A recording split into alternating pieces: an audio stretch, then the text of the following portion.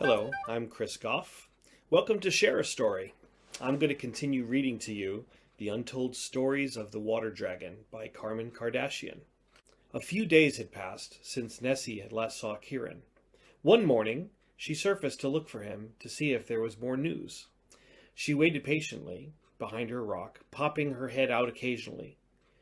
Just before she was ready to dive back into the deep water, disappointed that Kieran hadn't come, she heard her favorite bark. Woof! Kieran, I was waiting for you. How's Rona's leg? Sorry I didn't come sooner, Nessie. Rona's not getting any better. My master can't afford to pay for antibiotics to stop the leg infection from spreading. I've been busy accompanying him in his wagon to collect materials to rebuild the barn. Kieran, take this oyster. Humans dive into the deep water to collect oysters for a pearl, as it's very valuable. Give it to your master. He'll know what to do with it. How do you know there's a pearl inside if it's closed? Have you seen it open? Yes, I have. This oyster is from my mummy. She left it to me so I wouldn't be born in a dark cave. But I will tell you that story another time. Rush back now and give it to your master. I hope it's not too late to save Rona. Thank you, Nessie. You're a great friend. I also hope it's not too late.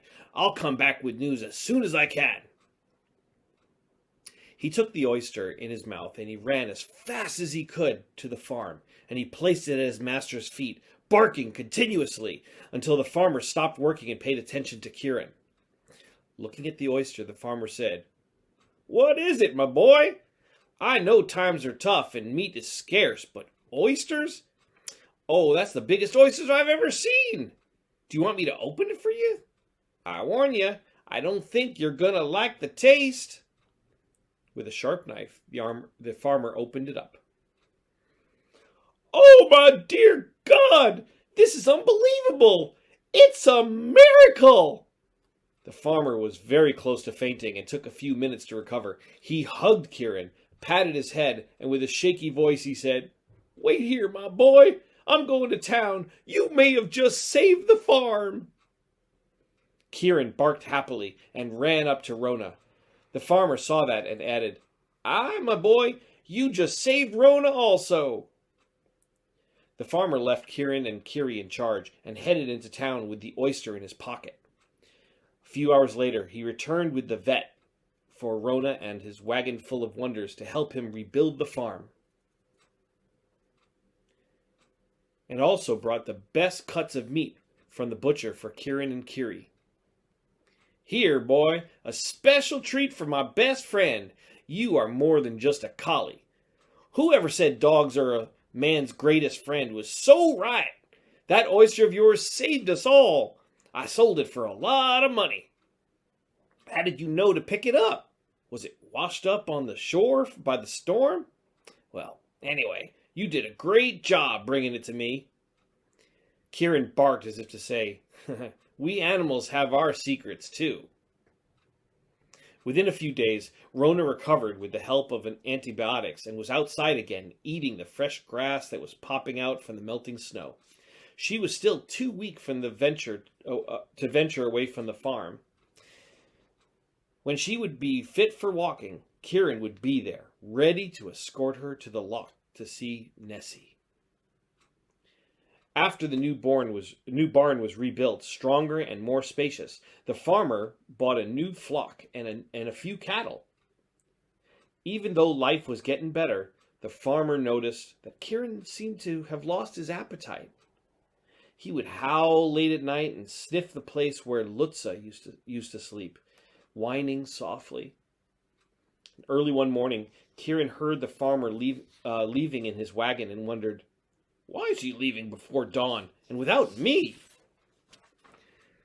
Later that day, the farmer returned to the farm, but he wasn't alone. At the back of his wagon, there was a beloved shape that made Kieran's heart pound with joy. It was Lutza. The happiness of all of them reunited brought tears to the farmer's eyes. He could see on his animals' faces how happy they were together at last.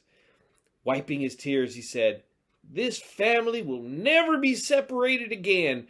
no matter what life throws at us. And within a fortnight, Rona had fully recovered and was able to walk slowly. Luckily, her leg wasn't broken. She was ready for the journey to the loch and to the green pastures, which had started to grow after a long and hard winter. Kieran left at dawn, as he did every spring, with all the other animals following him. It was so good to be with a flock again, doing what he loved to do. Rona couldn't wait to see Nessie and thank her for the precious present she had given to Kieran, as it had saved her life and reunited them all. One bark from Kieran, and Nessie surfaced as fast as she could. Over the winter, she had grown a few more feet. Nessie! Rona, Lutza, Kieran! All of them were so happy to be together again after such a long time. Millions of questions started to pour out, each and every single one of these wonderful friends. So much catching up to do, so many things to share. What followed next was the same happy routine as before. Every morning, Kieran herded his new flock, led by Rona, to the loch first. They exchanged news with Nessie, and then moved on to the glen to graze, while the seasonal bounty was plentiful. Meanwhile, Lutza kept an eye out for those dragonflies, especially for Mac to arrive again. And one spring morning, thousands of them suddenly arrived in swarms. Nessie's head appeared out of the water to find out what the commotion was all about. Seeing the dragonflies made her cry out with joy. "Good morning, beautiful ones. I'm so happy to see you all again. Have you seen Mac, my old friend?" she exclaimed. "Good morning, Nessie. Unfortunately, Mac has not returned. He decided to stay in the warmer country and start a family.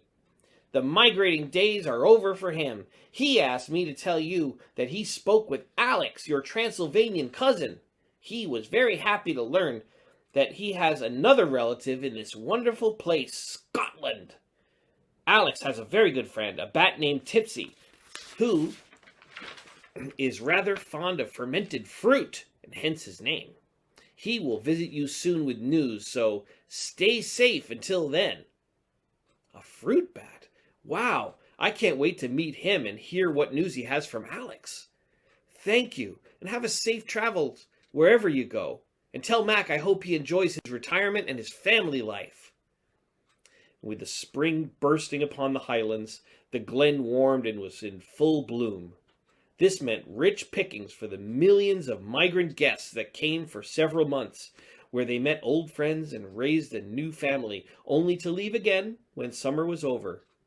Travelers arrived from every direction, geese, swallows, ospreys, birds of every kind. But only as dusk fell would the air be filled by the high-pitched sound of millions of bats. They all flew here from far-flung, mysterious places. Every single one of them had a story or an adventure to tell. Life was good again. Thank you for listening, and please come back tomorrow to find out what happens next.